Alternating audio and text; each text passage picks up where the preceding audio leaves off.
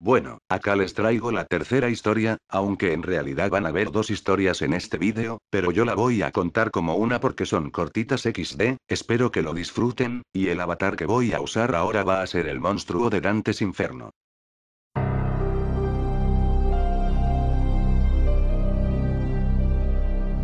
En el pueblo donde crecí, había una construcción abandonada en el bosque a las afueras del pueblo. Servía como un almacén para la madera que recolectaban los leñadores. Sin embargo, hacía ya mucho tiempo que estaba abandonada la construcción, y la naturaleza la había reclamado casi por completo. A pesar de que era muy difícil llegar hasta ahí, realmente valía la pena llegar hasta allí. Los adolescentes no la pasábamos ahí, lejos de casa, y lejos de nuestros padres. Por alguna razón, nadie se aventuraba a las partes más oscuras del complejo, a las partes donde ningún rayo de luz llegaba. Alguna vez, yo y mis amigos platicamos al respecto, y como adolescentes irresponsables que éramos, decidimos aventurarnos hacia la oscuridad. Éramos curiosos, y queríamos lucir fregones. Fuimos hacia nuestras casas por víveres, papas fritas, cerveza y una linterna. Nuestros compañeros decían que estábamos locos por aventurarnos hacia las partes oscuras. Así que una vez que estábamos listos, avanzamos por los oscuros pasillos del complejo. Es interesante lo rápido que nuestros ojos se acostumbraron a la poca luz de la linterna. Después de caminar por unos minutos, vimos unos pedazos de madera, y nos sentamos ahí a beber cerveza por un par de horas. Fue entonces, cuando uno de mis amigos vio unas escaleras que llevaban a un sótano dentro del complejo. Nos empezamos a retar los unos con los otros para ver quién se atrevería a ir primero. Era muchísimo más oscuro ahí abajo. Bebimos más cerveza y bromeamos otro poco. Mientras caminaba por el lugar, encontré una entrada barricada con tablones de madera, puestas en una posición muy extraña. Era un poco extraño a pesar de que parecía que iba hacia abajo, probablemente al mismo sótano que habíamos visto anteriormente, se sentía un extraño aire helado que provenía de ese lugar. A mis amigos no le importó nada. Pese a mis reclamos, quitaron los tablones de madera, y bajaron por las escaleras pese a mis reclamos. Después de bajar por las escaleras, llegamos a un cuarto enorme, donde la luz de las lámparas se perdía por completo. El piso estaba encharcado completamente, y de él provenía un hedor extraño, como a cuerpos pudriéndose. La sensación extraña que tenía, pronto se convirtió en paranoia. Juro que escuchaba los susurros de una joven en mi oído. No pude soportarlo, y corrí rápidamente hacia la parte de arriba, dejando a mis amigos atrás. Mientras subía, escuché el grito escalofriante de una joven mujer. ¡Auxilio! En ese momento, mi linterna dejó de funcionar. Corrí como el carajo para escapar de aquel lugar, con miedo que me helaba la sangre. Tropecé 2 veces, mientras corría a la salida. Tenía demasiado miedo, pero al fin encontré la salida. A la mañana siguiente, busqué a mis amigos. Nadie los había visto desde la noche anterior. La policía comenzó una investigación en ese lugar, pero no encontraron a nadie. Ni un cuerpo, ni sus ropas, nada.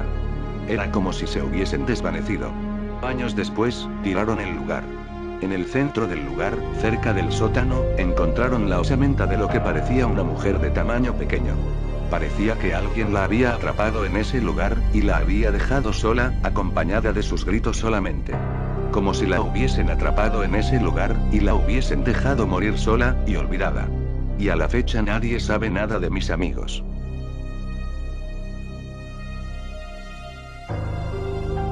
Eran cerca de las 9 y papá vino a darme las buenas noches. Mamá era la que siempre me acostaba y él venía cuando iba a ponerse el pijama, con lo cual no era de extrañar verlo desabrochándose la camisa o los zapatos. Mañana, partido, me dijo sonriente mientras me acariciaba la cabeza. Sí, dije felizmente sin ocurrírseme nada que decir. Bueno, te dejo que descanses. Acuérdate mañana de desayunar bien, dijo acariciándose la pequeña calva que le estaba saliendo.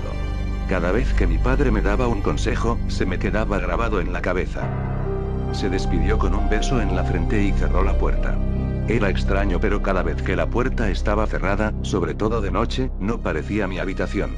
Era como si me encontrase de repente en un sitio aislado de toda la casa, lejos de todo el mundo. La lámpara de cera que me habían regalado por mi cumpleaños contribuía a ello, pues proyectaba extrañas sombras con movimiento dentro de una luz verdosa que empapaba todo el cuarto. En mi despertador de las tortugas ninja, el segundero sonaba con violencia aunque normalmente no me percataba de su existencia. A lo lejos oía la voz de mis padres y una suave melodía. Aquella noche no parecían querer ver la tele. Tumbado boca arriba en la cama, pegué un poco la barbilla a mi pecho y miré la ventana. Desde aquel sexto piso y desde mi cama, lo único que veía era la luna suspendida en el aire, incompleta, sin fuerzas para dar luz. Giré la cabeza hacia la derecha y miré la puerta en la pared del pequeño trastero. Allí estaban mis juguetes y en noches como esa, en las que papá y mamá no veían la tele, se oían terribles gemidos y ruidos. Deseé con todas mis fuerzas que aquella noche no oyera nada, pues empezaba a sentir pánico y aunque luego de día no recordaba nada, algo me hacía pensar que si esa noche volvía a tener pesadillas lo recordaría para siempre. Pasó mucho tiempo sin que pasara nada. De vez en cuando oía alguna risa de mamá, como si papá le contara cosas graciosas y la música seguía sonando, aunque canciones distintas. El sudor frío se hizo presente en mi nuca y espalda cuando empezaron los ruidos. Eran ruidos extraños, como muelles oxidados y alguien dando pasos dentro del trastero. Ya no oía a papá ni a mamá. De repente empezaron aquellos gemidos y creí que la puerta del trastero se iba a abrir. ¡Papá! Grité con todas mis fuerzas. Los ruidos cesaron repentinamente, como si el solo hecho de llamar a mi padre los aterrase. En unos instantes estaba en mi cuarto y con la luz ya encendida, me abrazaba y escuchaba mis explicaciones. Pero tranquilo, el hombre del saco no existe, dijo disimulando una sonrisa. Sí, sí que existe. Yo lo he oído. Le expliqué. No me gustaba que pensase que eran cosas de niños. Entonces mi padre me guiñó el ojo y se me acercó al oído para susurrarme. Bueno, pues si existe, yo lo cazaré. Acto seguido se levantó y se dirigió hasta mi puerta. Luego salió y me miró. Bueno, hasta mañana. Recuerda que los monstruos no existen, dijo en voz alta.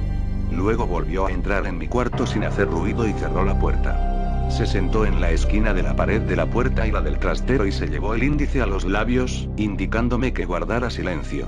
Todo parecía un juego para él. La lámpara de cera volvió a hacer de las suyas. Esta vez ya no se oía la música y por supuesto tampoco hablaban papá y mamá. Todo era un escandaloso silencio, a excepción de mi despertador que no hacía más que acelerar mi pulso.